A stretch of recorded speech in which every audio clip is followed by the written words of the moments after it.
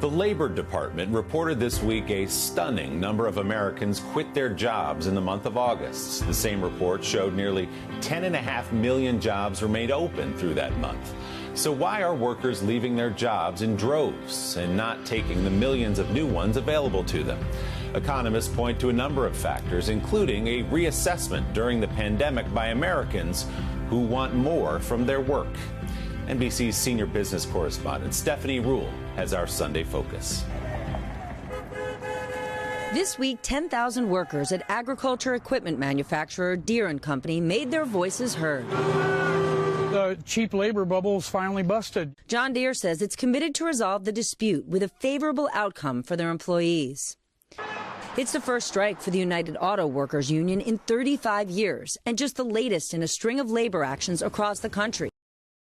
More than 24,000 employees at healthcare provider Kaiser Permanente have voted to authorize a strike. Food giant Nabisco recently agreed to terms with its employees as more than 1,000 workers at cereal maker Kellogg began their own strike. With more disputes looming across other industries, some are calling this month Striketober.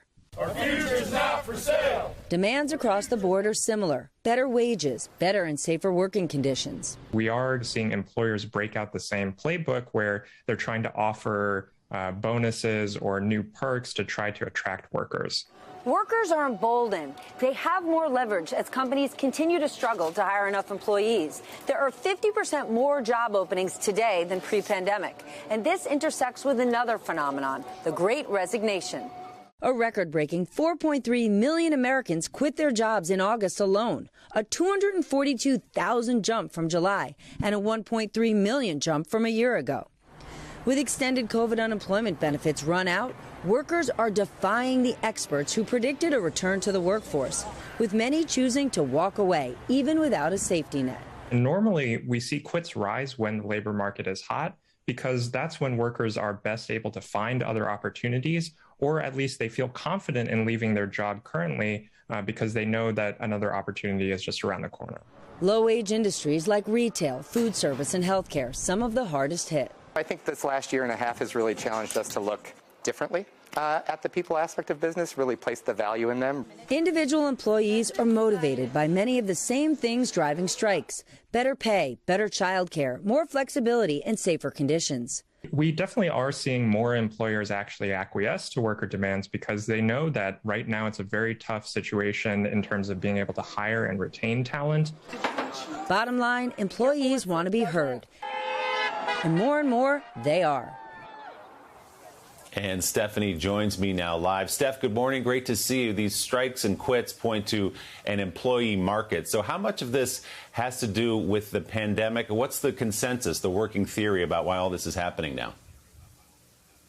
Willie, this is all about the pandemic, and we shouldn't be surprised. Historically speaking, traumatic events have caused major changes in the workforce landscape. And you have to remember, this isn't just a labor shortage, it's a labor shift. Some of the industries that are having the hardest time bringing employees back: leisure and hospitality, home health care workers, child care workers, small mom and pop retail businesses. Well, think back a year and a half. Those are the same businesses that laid off millions and millions of people. Lots of those people aren't sitting at home. They shifted into other industries completely. Think about Walmart, Target, Amazon. Those big box stores have hired millions of people to their distribution centers, and they're looking to hire more. And those are jobs that offer less one-on-one contact, which is a concern for people worried about COVID. They often pay more, and they offer benefits. So when you couple those things together, there's been a big labor shift, as well as people who are now working from home. There's more virtual jobs out there. And do not forget, COVID is not behind us. People have child care issues and health concerns. Another big way the world has changed during the pandemic. So interesting. Steph, thank you very much. Hey, thanks for watching our YouTube channel. Find your favorite recipes, celebrity interviews, uplifting stories, shop our favorite deals, and so much more with the Today app. Download it now.